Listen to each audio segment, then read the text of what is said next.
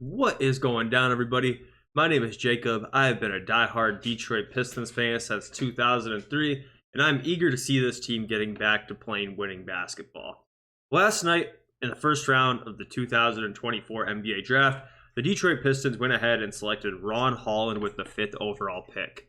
In today's video, I'm going to talk about his fit with the roster, and towards the end of the video, I'm going to let you know what repercussions I believe this will have for the rest of the roster. Cough, cough, Asar Thompson, and Jaden Ivey. So, to be honest with you guys, I did not do a whole bunch of homework or a whole bunch of scouting on Ron Holland. Obviously, I'm not sitting there watching G League Ignite games regularly. When I was watching them, I was watching Matas Buzelis.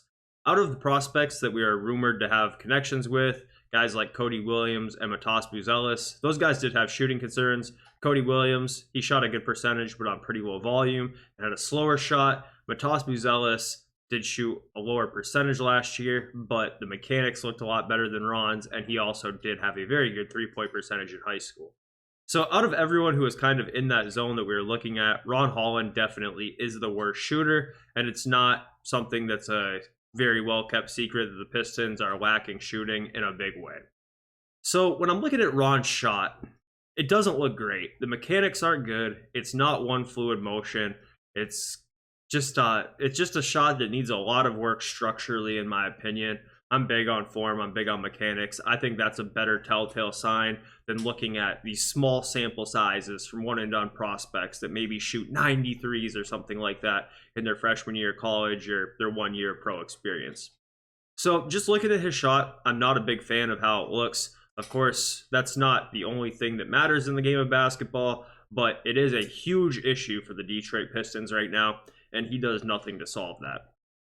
So, as I mentioned, I'm not the type of guy who gets too worked up about just strictly percentages. That's why when I was scouting Matas, I was much of a believer in the shot. I bought the shot despite the low percentage. And it works the other way sometimes too. There has been a laundry list of players who have shot well in college and came in the league and it didn't work for them there. I'm thinking of guys, obviously Markelle Fultz, that's a different story. But even guys like Jabari Smith Jr., he was like 45% from three, and he's like average in the league now, right? And there's way more guys beyond that. Derek Williams, that's a throwback one. He shot very well in college and got to the league and couldn't shoot. So I don't really buy the percentage thing too much on these low sample sizes. Normally when you're looking at one and done prospects, it's like 100 attempts at best, and that can just have too much variance involved. So just looking at Ron's mechanics, I'm not giving him the benefit of the doubt based on that.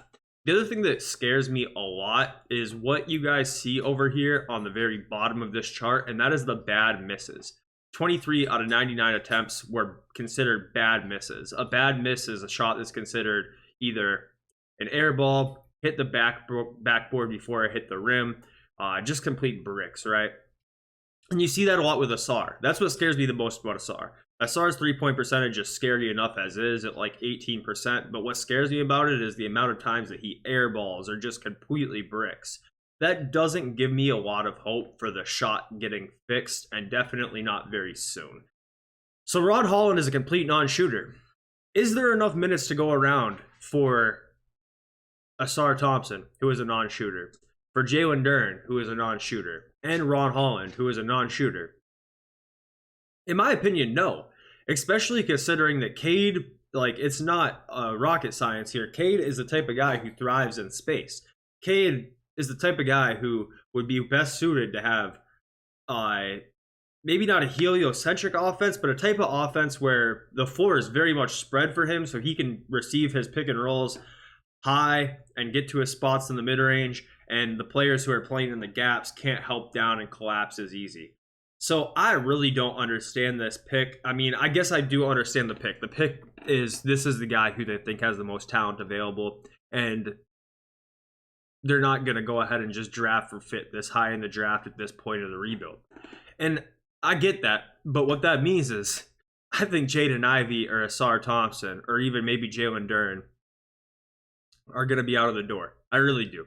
I mean, I know in the press conference, Trajan said that he thinks that Ron can play with Asar. He didn't mention he could play with Ivey, because Ivey's definitely not a three-point specialist by any stretch of the imagination.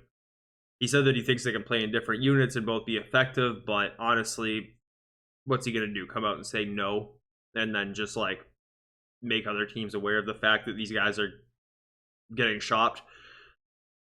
One of these guys is going to go this offseason. I've got a strong feeling. If not, it's probably going to happen sooner or later. And that makes me sad as an emotional fan. I'm starting to get attached to Ivy and Asar.